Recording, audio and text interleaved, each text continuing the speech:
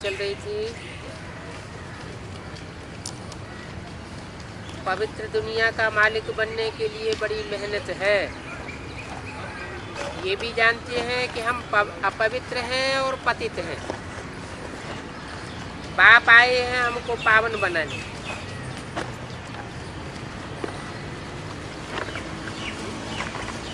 बाप किस लिए आए हैं? पावन बनाने आए हैं। तो जो मकसद है वो पूरा किए बगैर चले जाएंगे क्या? आए हैं, मकसद भी बताते हैं कि पावन बनाने के लिए आए हैं। तो ऐसे तो नहीं कि 69 में शरीर छोड़ करके ज्ञान सुना करके चले जाएंगे। ज्ञान सुनाने का मकसद नहीं बताया। मकसद क्या बताया? पावन बनाने का। कहते भी हैं सिर्फ मुझे याद करो। जब मनुष्य मरते हैं तो उनको कहते हैं राम को याद करो। ये तो हद की बात हो गई। लेकिन बेहद की बात इसमें क्या निकलती है? इस दुनिया के अंत काल में जब सारे मनुष्य जीते जी मरने के लिए मजबूर हो जाएंगे तो अंत में राम को पहचानेंगे और राम को याद करेंगे।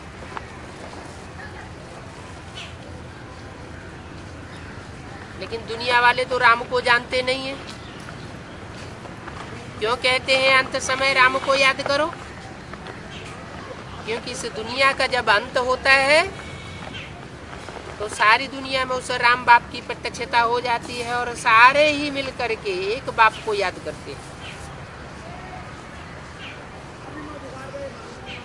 बल किसका भी नाम देते हैं, फलाने को याद करो, परंतु उनको कोई फायदा नहीं है। कुछ भी पहचान नहीं है। अभी तुम बाप के सन्मुख बैठे हो, सन्मुख बैठे हो तो तुम्हें पूरी पहचान है। 27 जुलाई 1965 की वाणी का दूसरा पेज। तुम आते ही हो शिव बाबा के पास। वो तो निराकार है और क्रिएटर है।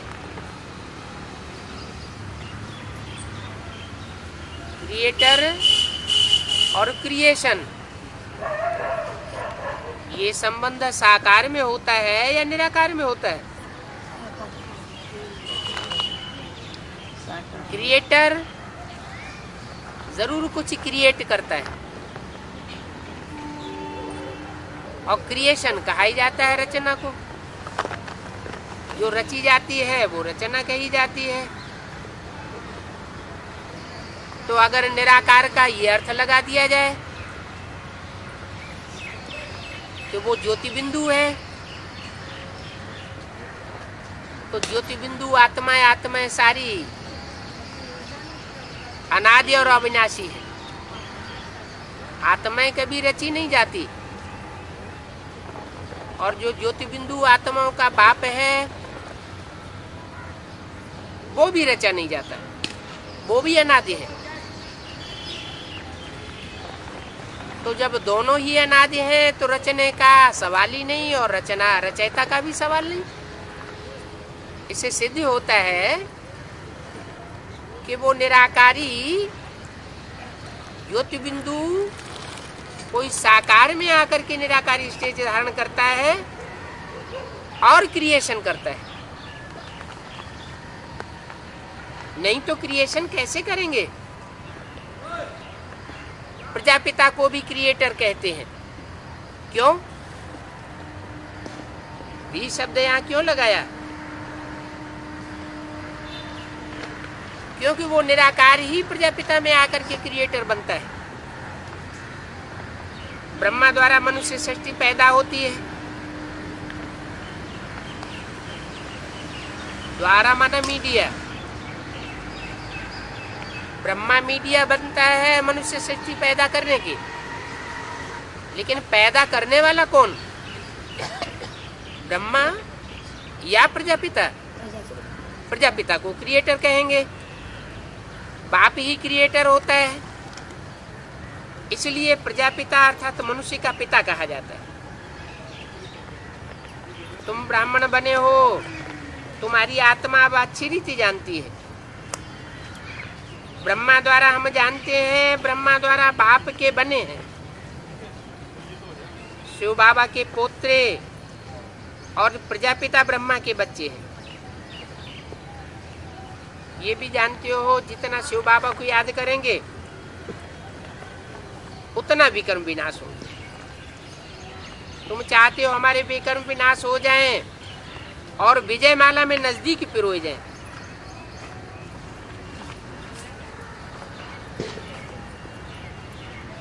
पाप कर्म भस्म हो और रुद्रमाला में नजदीक न पिरोए जाए।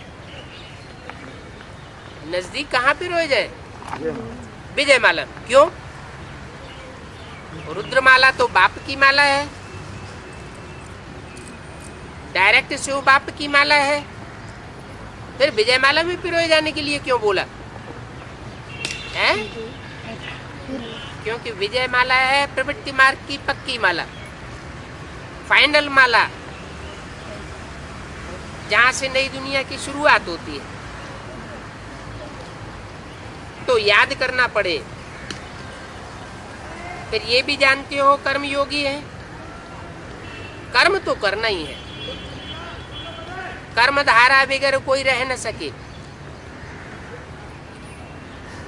घर बार भी संभालना है, उनको संभालते हुए पवित्र रहना है, कमल फूल के समान। ये मिसाल कोई कमल फूल का सन्यासियों से नहीं लगता है, क्योंकि कमल का फूल बहुत बाल बच्चड़े वाला होता है, बड़े परिवार वाला होता है। सन्यासी तो अकेले होते हैं,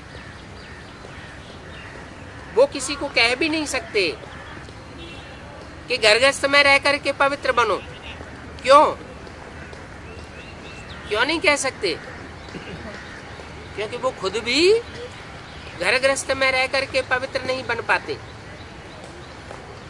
उनको चैप लगता है, तो दूसरों से कैसे कहेंगे? तो जो जैसा होता है वो वैसा ही बनाता है।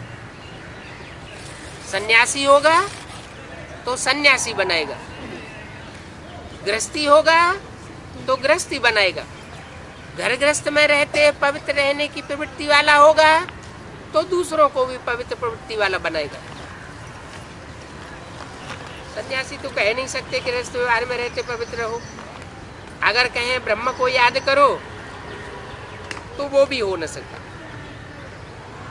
कहेंगे तुमने तो घर बार छोड़ा है, हम कैसे छोड़ेंगे? तुम ही घर गृहस्थ में नहीं रह सकते हो तो दूसरों को कैसे कह सकते हो? तो वो सन्यासी राजयोग की शिक्षा दे नहीं सकते।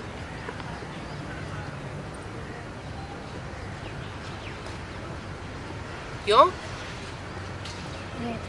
क्योंकि उस राजयोग में ऐसा राज भरा हुआ है कि जो गृहस्थी है वो ही गृहस्थियों को राजयोग सिखा सकता है। ये किसकी तरफ इशारा किया है? उन तथाकथित ब्रह्मा कुमार कुमारियों की तरफ इशारा किया, जो घरगृहस्थ छोड़ करके सन्यासी बनकर रहे पड़े हैं। उनको पता ही नहीं कि साथ में रह करके कैसे विकारों पर विजय पाई जाती है।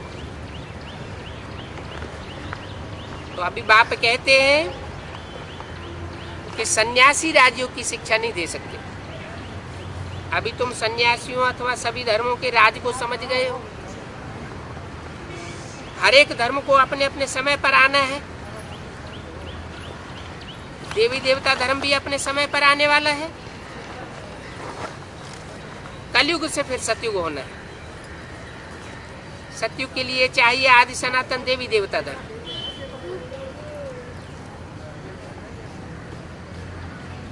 और कोई धर्म वाले हो, वो कोई भी मनुष्य को देवता बना ही नहीं सकते।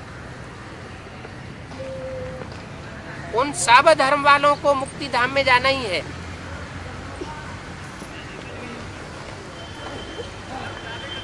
स्वर्ग और नरक इकट्ठा तो रह नहीं सकते। हम जीवन मुक्ति का वर्षा पावेंगे तो जीवन बंध वाले रहने ही नहीं चाहिए।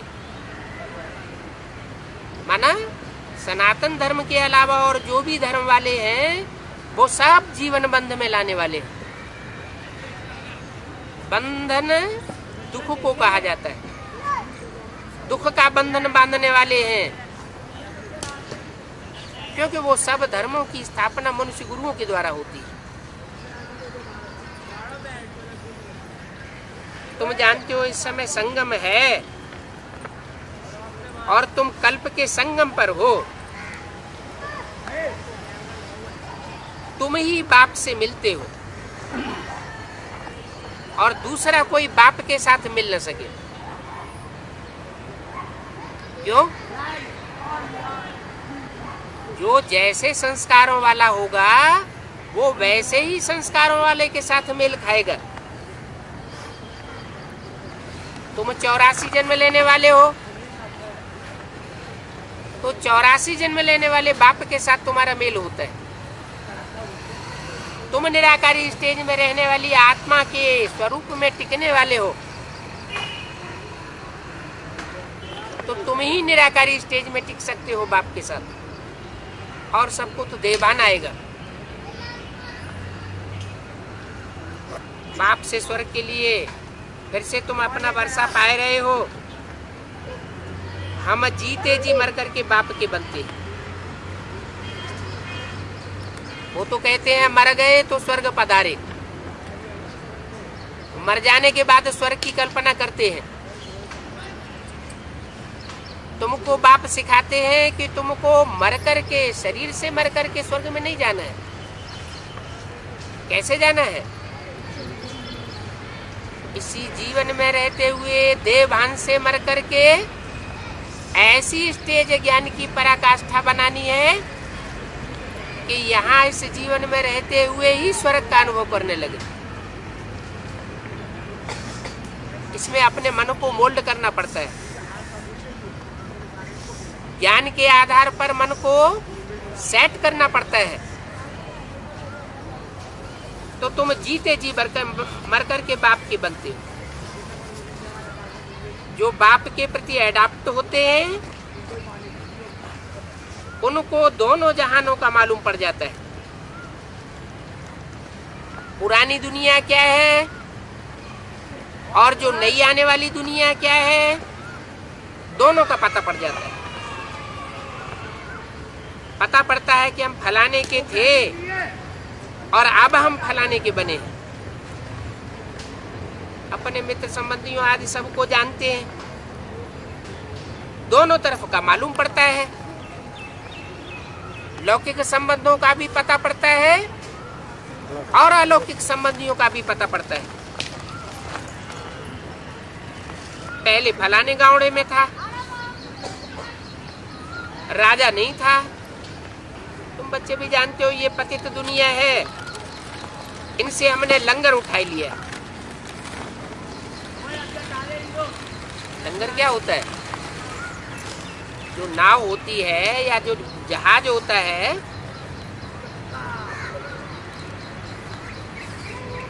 उसका जो भारी हिस्सा है जब नाव को ठहराया जाता है तो नीचे डाल दिया जाता है, तो नाव वहीं ठहर जाती है। तो ये हमारा बुद्धि का लंगर है, ये शरीर रूपी नवैया है।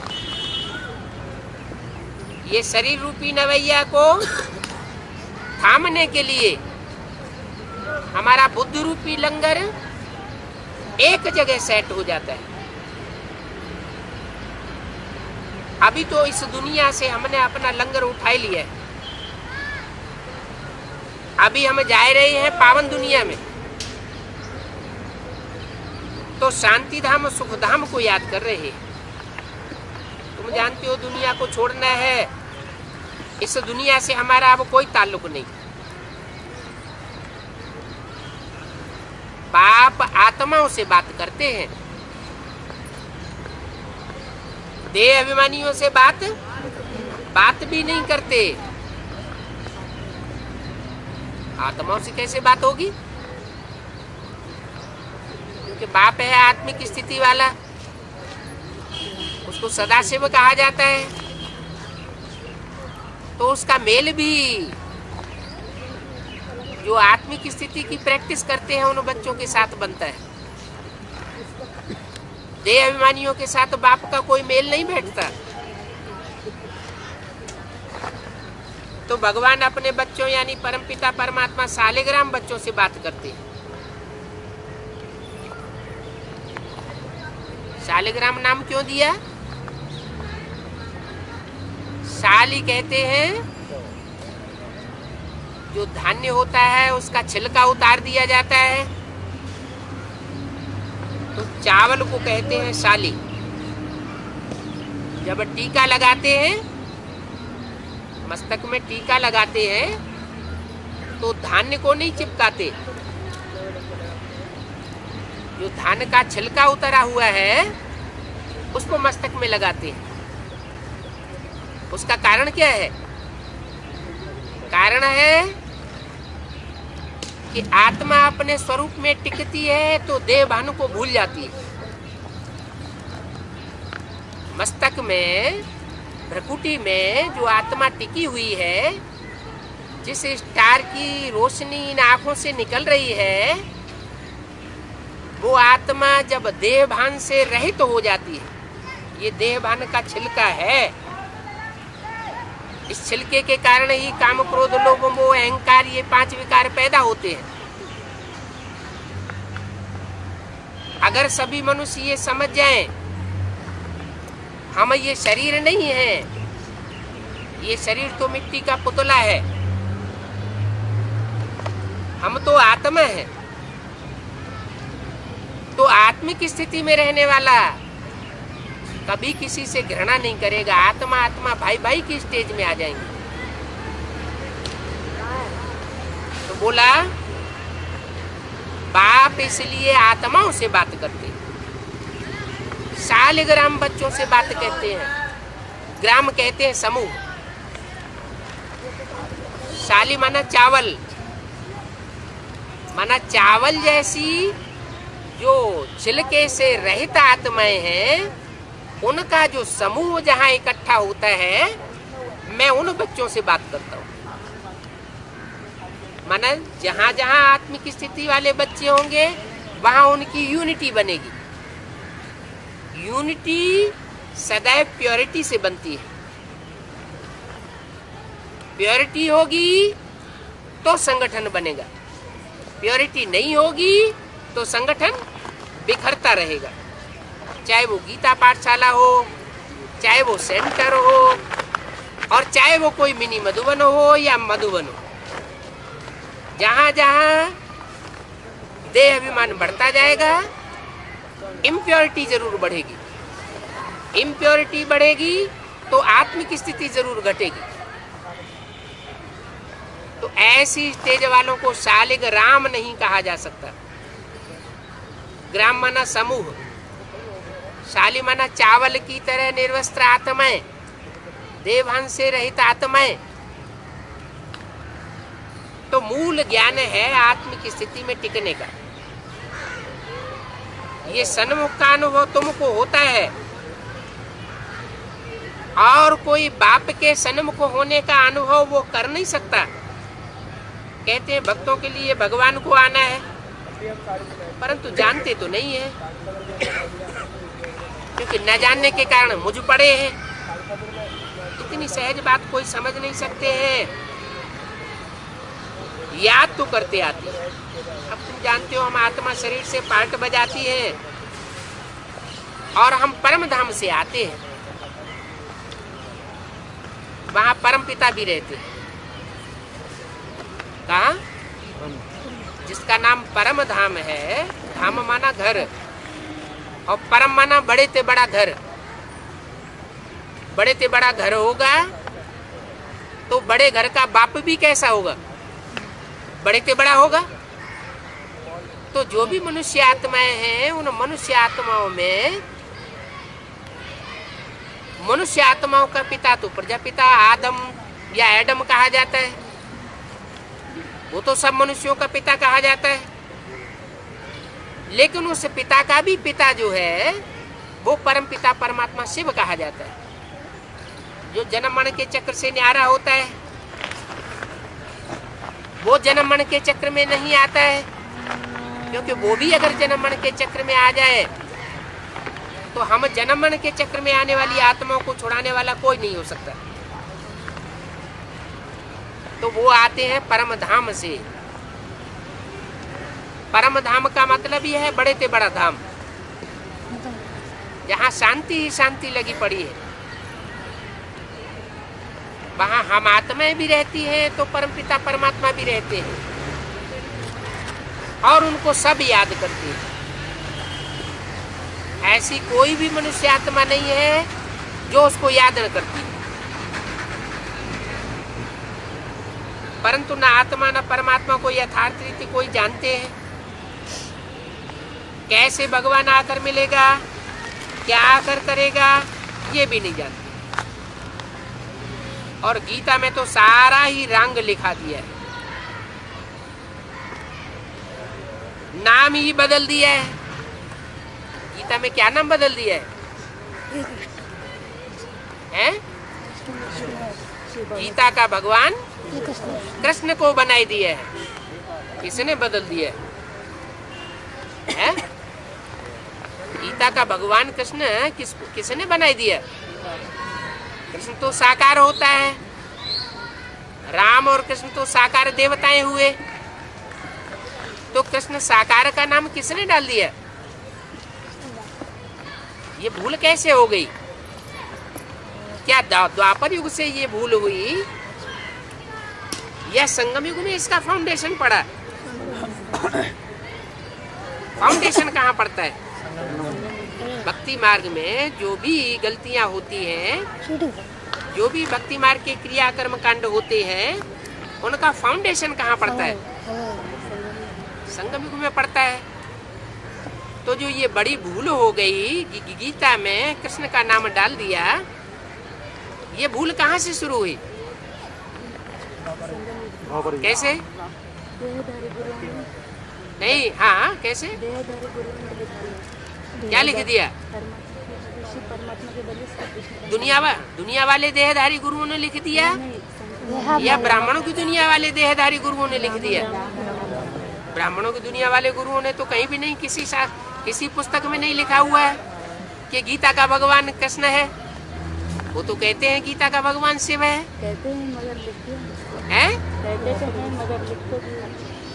हैं, कहते भी हैं, लिखते भी हैं। वो तो कहते भी हैं कि गीता का भगवान कृष्ण नहीं है, गीता का भगवान शिव है, और लिखते भी हैं, चित्र भी छपाते हैं कि गीता का भगवान शिव निराकार है, ज्योति बिंदु है, गीता का भगवान कृष्ण नहीं है। फिर समझते नहीं। कैसे? वो नहीं समझते। क्या चीज नहीं समझते?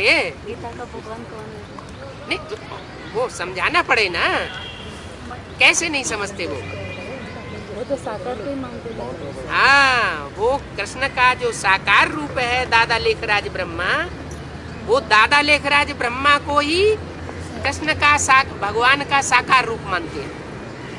भगवान का साकार रूप अगर उनसे पूछा जाए कि गीता का भगवान साकार में कौन है, तो कहेंगे दादा लेखराज ब्रह्मा, और दादा लेखराज ब्रह्मा को कृष्ण की सोल कहते हैं। तो कृष्ण की सोल कहने के कारण वो कृष्ण की सोल ही तो साकार भगवान हो गया गीता का। तो गलती तो खुद ही कर रहे हैं। वास्तविकता ये है कि कृष्ण की सोल जो है वो शिव के समान नहीं बनती, वो इतना याद में तल्लीन नहीं होती जो शिव समान बन जाए। वो तो राम की सोल है। जब सृष्टि का अंत होता है तो राम की सोल इतनी गहरी याद में टिकती है कि वो शंकर के समान, शिव और शंकर को मिलाकर के भक्ति मार्ग में एक कर दिया जाता है।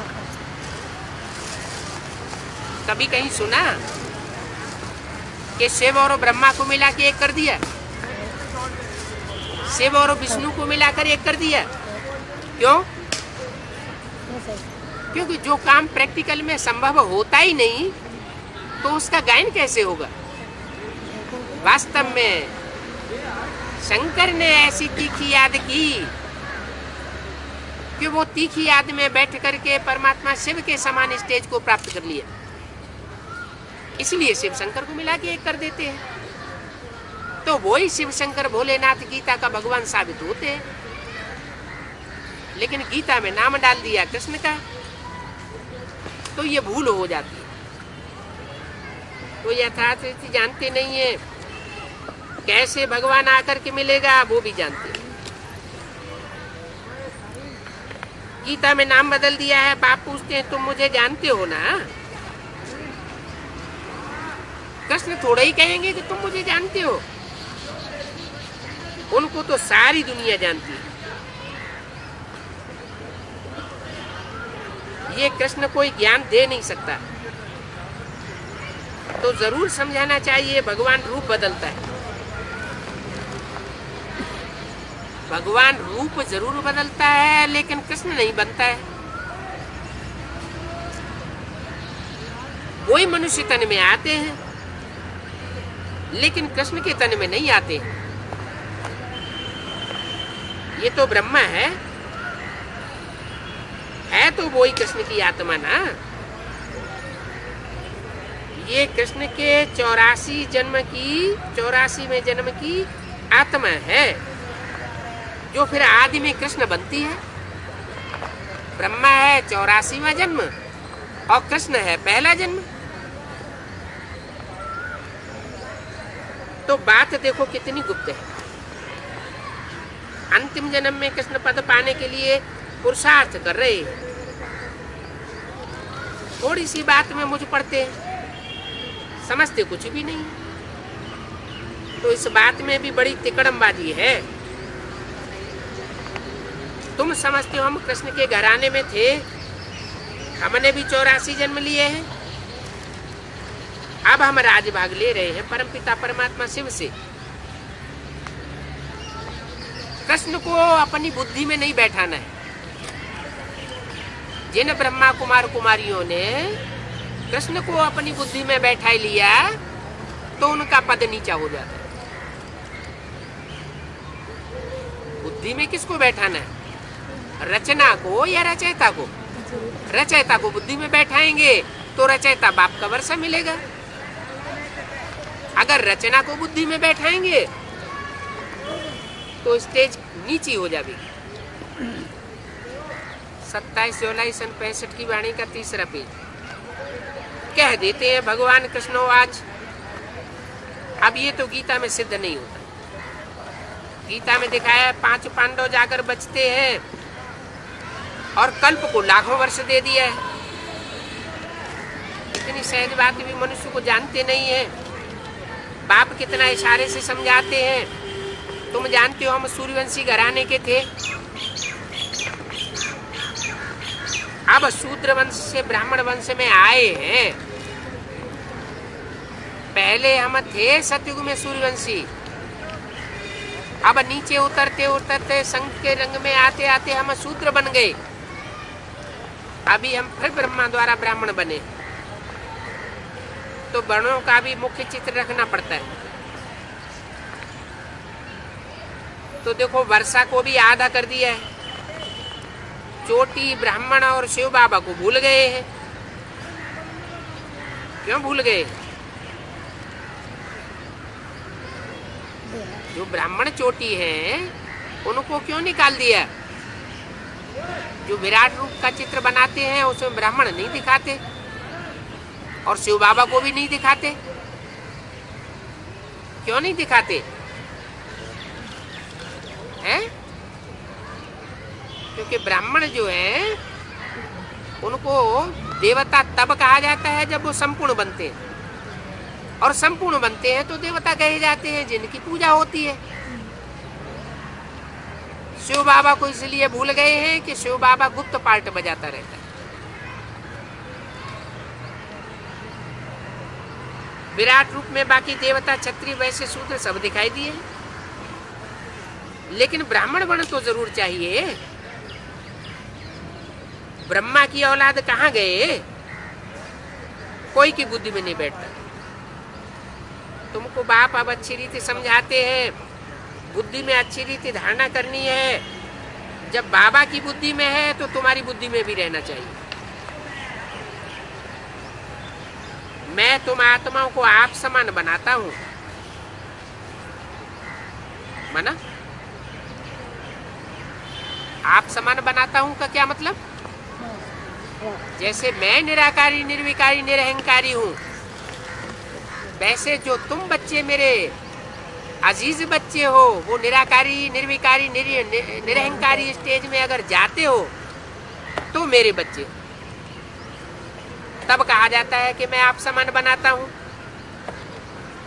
जो सृष्टि चक्र की नॉलेज मेरे में है वो तेरी बुद्धि में भी है, माना? यहाँ तेरी शब्द क्यों लगाया? तेरी कहा जाता है एक के लिए, माना 100% जो नॉलेज शिव के अंदर है वो 100% नॉलेज कोई एक बच्चे के अंदर आती है, क्योंकि गॉड इज वन कहा जाता है, गॉड का बच्चा भी वन कहा जाता है। कहते भी हैं देव देव महादेव। तो बाप के जो पहलोटी के 3 बच्चे हैं, ब्रह्मा विष्णु शंकर, उन 3 बच्चों में जो बड़ा बच्चा है वो 100% बाप समान नॉलेज को धारण करता है। इसलिए बोला कि सृष्टि चक्र की जो भी नॉलेज मेरे अंदर है वो तेरी बुद्धि में होती है, लेकिन बुद्धिमान चाहिए। बुद्धिमान कब बनते हैं? बुद्धि का विकास कैसे होता है? कलयुग में अंत में आकर के तो बुद्धि क्षीण हो जाती है, सभी कोई पत्थर बुद्धि बन जाते हैं। तो बुद्धि जो पत्थर बुद्धि बन चुकी है वो हीरे समान कैसे बने? वो तरीका बताया कि तुम अपने को आत्मा समझो। जितना जितना आत्मिक स्थिति में टिकेंगे, सूक्ष्म ज्योति बिंदु आत्मिक स्थिति में टिकने से बुद्धि सूक्ष्म बनेगी। जैसे शिव ज्योति बिंदु अति सूक्ष्म है तो हमारी आत्मा भी अति सूक्ष्म बनेगी। सूक्ष्म आत्मा में बुद्धि के सभी प्रकार के गुण आ जाते हैं और मन बुद्धि को ही आत्मा कहा जाता है। तो बोला कि तेरी बुद्धि में भी वही ज्ञान आ जाता है, इसके लिए बुद्धिमान चाहिए। बाबा के साथ योग भी हो और घड़ी घड़ी विचार सागर मंथन चलता रहे। अभी तुम सन्मुख बैठे हो, समझते हो बाबा तो बिल्कुल हमको सहज समझाते हैं, हम भूले हुए क्या हैं? कहते भी आत्मा परमात्मा अलग रहे बहुकाल, तो सतगुरु आकर के दलाल के रूप में पढ़ाते हैं। दलाल अथवा सौदा करने वाले को भी मीडिया कहते हैं। बाबा कहते हैं मैं मीडिया हूं। बाप इन द्वारा तुमको अपना बनाए रहा है। किन द्वारा? बाप इन द्वारा तुमको अपना बनाए रहा है। कौन बाप? सुप्रीम सोल ज्योति बिंदु शिव बाप इन द्वारा माना रामकृष्ण की आत्माओं के द्वारा तुमको अपना बनाए रहा है। रामकृष्ण की आत्माएं ही हीरो हीरोइन का असली पार्ट बजाने वाली आत्माएं हैं, जिनके द्वारा मैं तुमको अपना बनाता हूं। मैं खुद ही तुम्हारी सगाई अपने साथ इन द्वारा कराए रहा हूं। दलाल बन अपना साथ ले जाता हूं। साथ में सौदा कराते हैं ना, तो वंडर है, तुम जानते हो मीडियम तो जरूर होना चाहिए। मीडियम द्वारा हमारी सगाई होती है और सगाई शिव बाबा से होती है। तुम सब बच्चे बीच के दलाल हो। दलाल एक है या सब है? जो जो दूसरों को ज्ञान देते हैं तो बीच में मीडिया बन जाते हैं ना, इसलिए तुम बच्चे भी दलाल हो। तो सगाई की युक्ति रचते हो। फिर प्रजापिता का भी नाम देते हैं। वास्तव में वर्षा शिव बाबा से मिलता है, प्रजापिता से कोई वर्षा नहीं मिलता, वो खुद भी वर्षा लेने वाला है। स्वर्ग का रचयिता तो वो ही है। कौन? स्वर्ग का रचयिता शिव बाबा है या प्रजापिता है? शिव बाबा प्रजापिता के अंदर स्वर्ग का रचयिता है, लेकिन प्रजापिता के द्वारा स्वर्ग के गेट नहीं खुलवाता। किसके द्वारा खुलवाता है? माताओं के द्वारा स्वर्ग के गेट खुलवाता है। माताओं के द्वारा क्यों खुलवाता है? प्रजापिता के द्वारा क्यों नहीं खुलवाता? प्रजापिता स्वर्ग देने वाला नहीं है, स्वर्ग रचने वाला नहीं है, माताओं के द्वारा देता है। क्यों देता है माताओं के द्वारा? क्योंकि माताओं में ही वो शक्ति है जो पवित्रता को धारण कर सकती है और पुरुषों के द्वारा पवित्रता को धारण कराने के लिए कंपल्सन कर सकती है। इसलिए माताओं के द्वारा स्वर्ग का गेट खुलवाते हैं।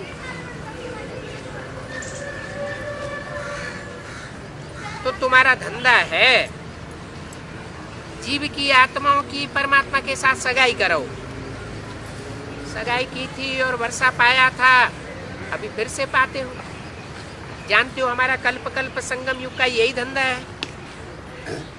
और कोई आत्माओं को परमात्मा से सगाई नहीं कराते। और कोई में किसकी तरफ इशारा किया? जो भी धर्म पिताएं हैं, इब्राहिम, बुद्ध, क्राइस्ट आदि, वो कोई परमात्मा के साथ संबंध नहीं जुड़वाते हैं, वो अपने में लटकाए लेते हैं। और तुम्हारा धंधा है, तुम्हारा धंधा क्या है? तुम परमात्मा के साथ दूसरों की सगाई करवाते हो, माना तुम अपने साथ संबंध नहीं जुड़वाते हो, तुम आत्माओं का संबंध परमात्मा बाप के साथ जुड़वाते हो।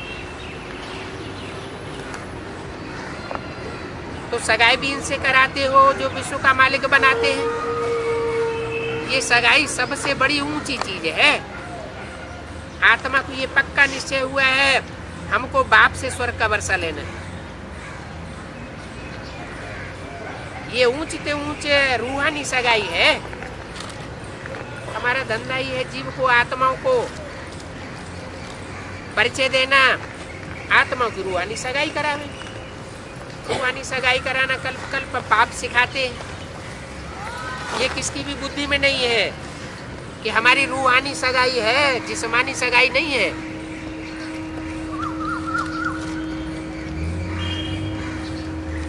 कल्प कल्प ऐसा होता है। कल्प कल्प मनुष्य देवता जरूर बनते हैं, देवता फिर मनुष्य बनते हैं। मनुष्य तो बिल्कुल मनुष्य ही होते हैं, माना? मनुष्य किसे कहा जाता है और देवता किसे कहा जाता है? मनुष्य से देवता बनते हैं। मनुष्य और देवता में अंतर क्या है? मनुष्य मनन चिंतन मंथन करता है, अच्छे बुरे का मनन चिंतन करना पड़ता है। और देवताएं तो अच्छे ही अच्छे होते हैं, उनमें कंट्रास्ट होने की बात है ही नहीं। वो तो सदैव दूसरों को देने की बात सोचते हैं, लेने की कोई से बात नहीं सोचते। तो देवता में और मनुष्य में ये खास अंतर है। देवताएं होते हैं निर्विकारी और मनुष्य होता है विकारी। मनुष्य भूलों का पुतला है और देवताओं से कोई भूल होती नहीं। क्यों नहीं होती है? क्योंकि उनकी आत्मिक स्थिति पक्की हो जाती है। तो क्यों लिखा हुआ है मनुष्य से देवता? क्योंकि ये आकर के देवी देवता धर्म स्थापन करते हैं। तुम जानते हो सगाई से मनुष्य से देवता बनते हैं। बरोबर क्राइस्ट से 3000 वर्ष पहले भारत हेवन था। कहते हुए भी बुद्धि में नहीं आता है। क्रिश्चियन लोग इस बात को कहते भी हैं कि क्राइस्ट से 3000 वर्ष पहले स्वर्ग था, फिर भी उनकी बुद्धि में बैठता नहीं।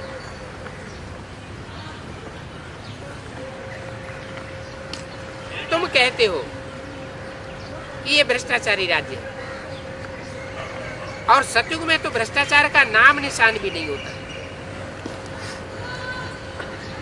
क्या वहां भ्रष्ट इंद्रियों का आचरण होता ही नहीं, तो भ्रष्टाचार का नाम निशान नहीं हो सकता।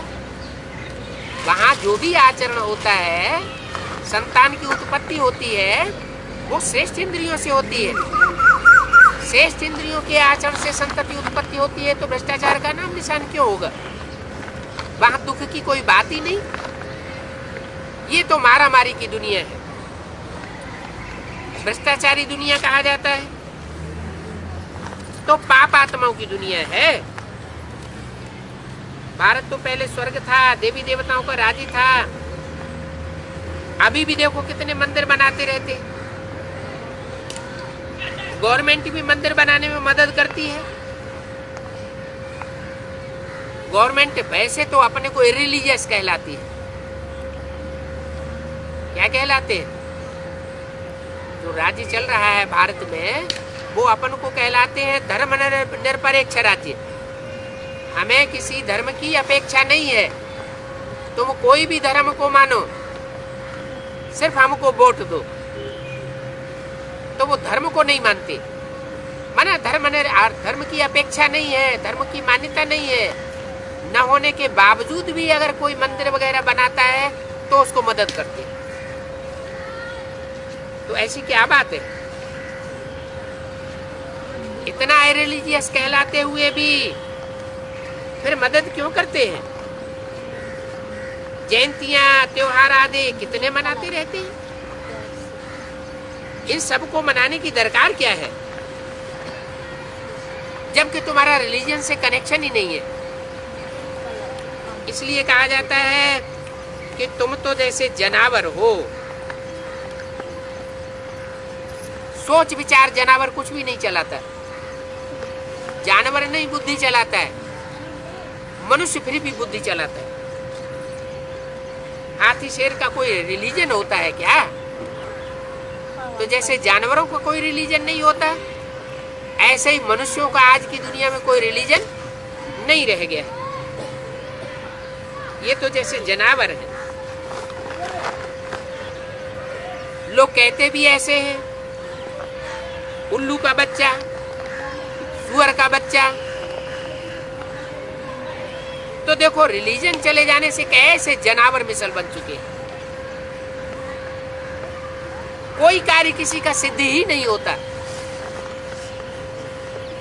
इतने पंचवर्षीय योजनाएं चली आ रही है। जब प्लान शुरू किया था तो सोचा था कि 25 वर्ष में ये पंचवर्षीय योजनाएं पूरी कर देंगे। 5-5 वर्ष की 5 योजनाएं बनाएंगे 25 वर्ष में, और भारत को स्वर्ग बनाए देंगे।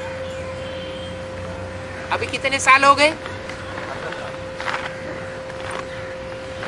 सन 47 से लेकर के और 2003-4 तक कितने साल हो गए? उनकी पंचवर्षीय योजना पूरी नहीं हो पाती, और बाप ने एक ही बार में आकर के अपनी पंचवर्षीय योजना पूरी कर दी। बाप की पंचवर्षीय योजना क्या थी? बैगर टू प्रिंस बनाने की। तो बैगर को, जो भारत बैगर था, उस बैगर भारत को प्रिंस बनाने की योजना 5 वर्ष के अंदर बाप आकर पूरी करते हैं। ये तो भ्रष्टाचारी गवर्नमेंट होने के कारण इनके कोई कार्य और कोई प्लानिंग सफल नहीं हो सकती, क्योंकि दुनिया के सारे कार्य जो हैं वो पवित्रता से सफल होते हैं। प्योरिटी है तो पीस और प्रॉस्पेरिटी है। वैसे भी कहते हैं भक्ति मार्ग में, जहां सुमति तहां संपत्ति नाना, और जहां कुमति तहां विपत्ति निदाना। क्यों? क्योंकि जहां सुंदर मति होती है, सुंदर बुद्धि होती है, वहां सब प्रकार की धन संपत्ति अपने आप मुहैया हो जाती है। तो सतयुग में देवताओं की बुद्धि सुंदर थी, इसलिए सब प्रकार की प्राप्ति होती थी। अभी बुद्धि भ्रष्ट बन चुकी है, भ्रष्टाचारी बुद्धि हो चुकी है, तो कोई भी प्लानिंग किसी की सफल नहीं होती, और ही गिरते चले जाते। सबकी उतरती कला होती जा रही है। तुम जानते हो अभी हमारी है चढ़ती कला, किस आधार पर है? चढ़ती कला का आधार क्या हुआ?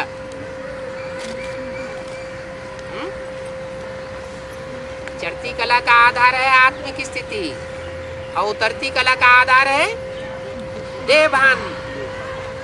भ्रष्ट इंद्रियों का चिंतन देहभान में लाता है, और श्रेष्ठ इंद्रियों का चिंतन आत्माभिमानी बनाता है।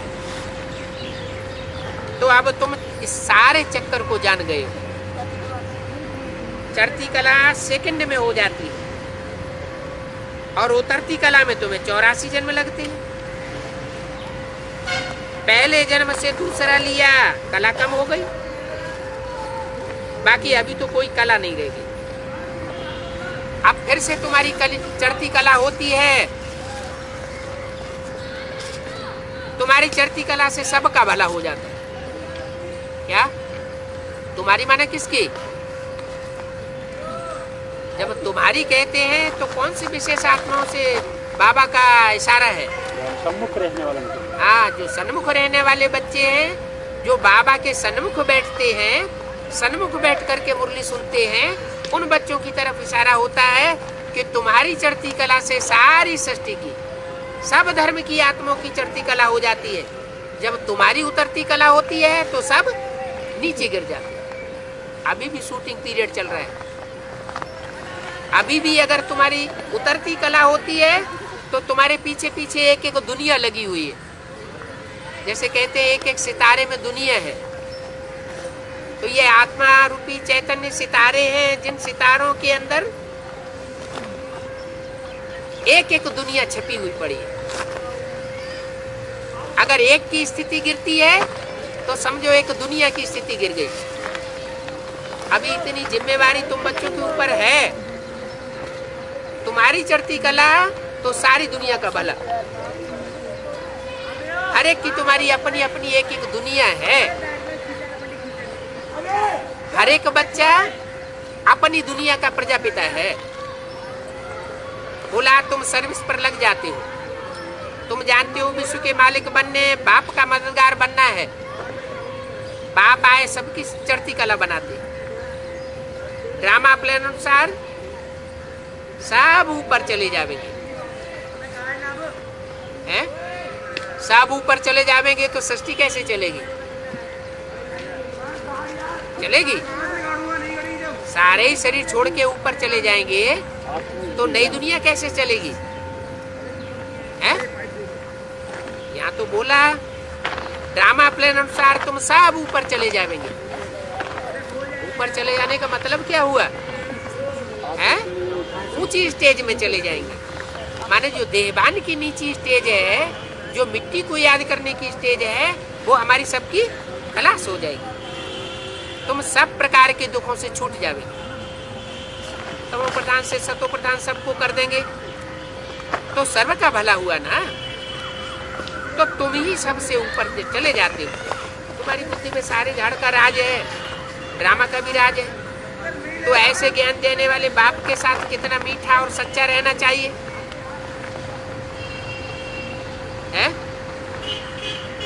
लेकिन मुख से कहते हैं तन मन धन सब तेरा, लेकिन अंदर से चालाकी रहती है। अंदर से चालाकी होने के कारण फिर बाप भी कहते हैं कि तुम्हारे दो हिसाब किताब हैं तो हमारे भी दो हिसाब किताब।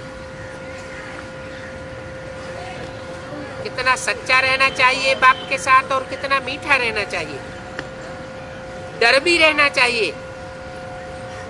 उनके साथ फिर धर्मराज तो है ही। किनके साथ? उनके साथ। उनके क्यों कहा? कि जिस समय ये मुरली चल रही थी उस समय बाप बाप के रूप में पाठ नहीं बजाए रहा था। वो तो माँ का पाठ था ब्रह्मा के द्वारा। भविष्य के लिए इशारा किया कि जिस तन में पाठ बजाऊंगा वो बाप का पाठ होगा, और सो बाप के पाठ के साथ फिर धर्मराज भी होगा। धर्मराज कौन है? है? बाप कौन है और धर्मराज कौन है? हैं? बाप है राम बाप, प्रजापिता, और धर्मराज ब्रह्मा की सोल। क्योंकि धर्म का राजा वही कहा जा सकता है जो धारणाओं का राजा हो। राम और कृष्ण की सोल, इन दोनों आत्माओं के बीच में ज्यादा धारणाएं किसमें रहती है? अंत तक है। धारणाओं के आधार पर कौन खड़ा रहता है? सीढ़ी के चित्र में कौन खड़ा हुआ है और कौन पड़ा हुआ है? ब्रह्मा खड़ा हुआ है और राम पड़ा हुआ है कांटों की सैया पर। तो इससे साबित हुआ कि जो धारणाओं में अंत तक खड़ा रहता है वो हुआ धर्म का राजा, धारणाओं का राजा माना धर्मराज। तो बोला धर्मराज भी उनके साथ है। किनके साथ? बाप के साथ। भक्ति मार्ग में भी धर्मराज है, बुरे कर्मों का दंड देते हैं।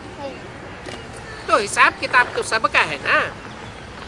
ड्रामा में ये सब नूद है। अभी तुम सन्मुख हो, बाप के साथ कितना सच्चा रहना चाहिए। सच्चे रहेंगे तब तो सच्चखंड के मालिक बनेंगे। इसमें सच्चाई जरूर चाहिए। बाप से कोई भी बात छिपाना नहीं चाहिए। अगर कोई भी बात छुपाई तो वर्षे में तराप आ जाएगी। बाप तो साफ बात कह देते, तुमने जन्म जन्मांतर पाप किए हैं, जानते हो माया का बनने के कारण तुम्हारी कलाएं गिरती चली गई। अभी तुम सच्चा बनो। जो सच्चा रहेगा उनको सच्चखंड की राजाई मिलेगी। सच्चा साहब राजी होगा, बाप राजी हो जाता है कि ये बहुत अच्छी सर्विस करते हैं, ये बाप के बहुत अच्छे मददगार हैं। कितने मददगार हैं? कहते हैं बच्चे घर घर में हॉस्पिटल कॉलेज खोलते जाओ। कौन सा कॉलेज हो, कौन से हॉस्पिटल है? गीता पाठशाला घर घर में खोलते जाओ। ये हमारी कॉलेज भी है और हमारी हॉस्पिटल भी है। हॉस्पिटल कैसे? क्योंकि रूह को सफा मिलती है। रूह जो तामसी बन गई है वो तामसी रूह सात्विक बनती है। ये जिस्मानी पढ़ाई नहीं है, ये रूहानी पढ़ाई है, रूहानी हॉस्पिटल है। रूहानी हॉस्पिटल में रूह को मदद दी जाती है। रूह किसे कहते? मन बुद्धि आत्मा को ही तो रूह कहा जाता है। तो मन बुद्धि रूपी आत्मा जब सफल होगी तो सब कुछ सफल हो जाता है। लेकिन माया के बनने के कारण तुम्हारी कलाएं गिरती आई। बाप का परिचय देते जाओ, हॉस्पिटल कॉलेज खोलते जाओ तो बेचारों का कल्याण हो जाए। बहुत बच्चे हैं जो अपने घर में क्लास चला रहे, फिर बीके की क्या दरकार है? क्या अगर सभी बच्चे अपने अपने घर में क्लास चलाने लगे और मोहल्ले पड़ोस वालों को इकट्ठा करके ईश्वरीय ज्ञान देने लगे तो बीके की क्या दरकार है? बीके की दरकार है या पीबीके की दरकार है?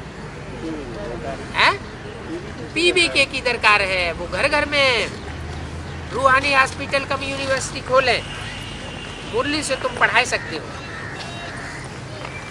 अपने अपने घर में आप ही क्यों नहीं पढ़ाते?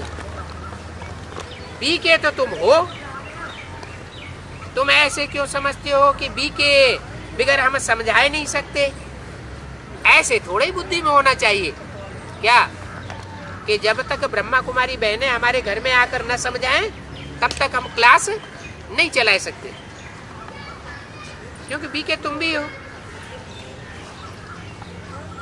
ऐसे थोड़े ही,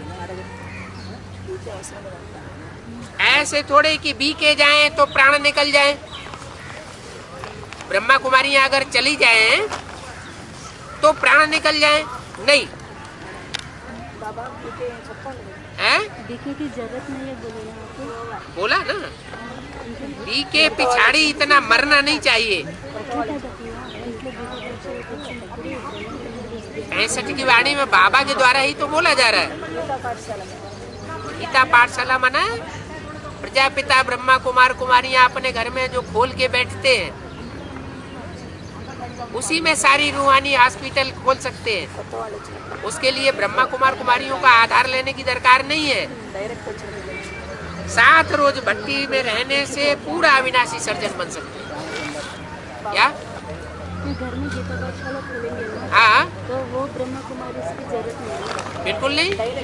हाँ, डायरेक्ट ब्रह्मा कुमारी से जो बने हुए हैं बीके वालों को ही बोलना पड़ेगा ना ये ज्ञान। बीके वालों को बोलना पड़ेगा। बाबा तो नहीं कह रहे हैं ऐसा कि बीके के बगैर क्लास नहीं चल सकता।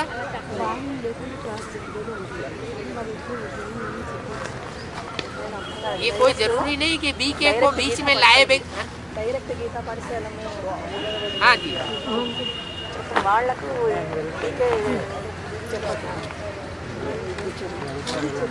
पहले उनको कोर्स बोलते बीके वाले तो झूठी बात सुनाते हैं, तो आप मिक्स करके सुनाइए ना। आप सच्ची बात सुनाइए। ऐसे क्यों कहते हैं कि हम बीके का ज्ञान पहले सुनाएंगे फिर पीबीके का सुनाएंगे?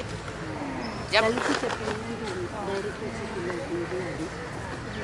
బీకే క్లాస్ కలిపి చెప్పాలంటే బ్రహ్మకుమారి అవసరం లేదు మన గీతా పాఠశాల బ్రహ్మకుమారి క్లాస్ వద్దు, వాళ్ళు వచ్చి చెప్పాలి అవసరం లేదు అక్కడ వాళ్ళు చెప్పొద్దు। వీళ్ళ దాంట్లో ఇప్పుడు అంజయ్ అన్నయ్య వాళ్ళంటే గీతా పాఠశాల నడుస్తుంది। ठीक है, बाद में डिस्कस कर लेना। ये वाणी पूरी वाणी में बाबा क्या बोलते हैं, वो बाबा ने तो स्पष्ट बता दिया कि बीके की दरकार नहीं है। ऐसे थोड़े कि बीके जाए तो प्राण निकल जाए। बीके पिछाड़ी इतना नहीं मरना चाहिए। 7 रोज भट्टी में रहने से पूरा अविनाशी सर्जन बन सकते हैं। क्या सिर्फ 7 रोज की भट्टी करें तो पूरा नॉलेज बुद्धि में आ जाती है। बिल्कुल ही सहज है। अच्छा, कोई सेंटर से बीके चली गई तो क्या इतने दिन तुमने जो सुना है वो दूसरे कान से निकल जाता है? जो भी ज्ञान बाबा का सुना वो नष्ट थोड़ा ही हो जाता है। तुम भी सेंटर नहीं चला सकते। बाबा समझते हैं डल बुद्धि है, अपनी आबरू गंवाते। ऐसे बहुत हैं जो बीके से भी तीखे हो जाते हैं। आपस में क्लास चलाए बहुत तीखे हो जाते हैं। छोटे छोटे गांव वाले भी कहते हैं हमको अच्छी अच्छी बीके चाहिए। अरे इतनी बीके आवेंगी कहाँ से?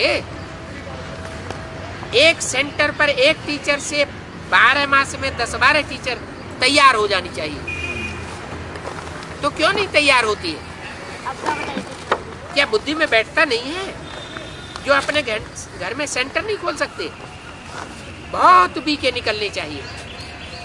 देखने में आता है बड़े सयाने बच्चे हैं, अपने अपने घर में सेंटर खोल सकते हैं।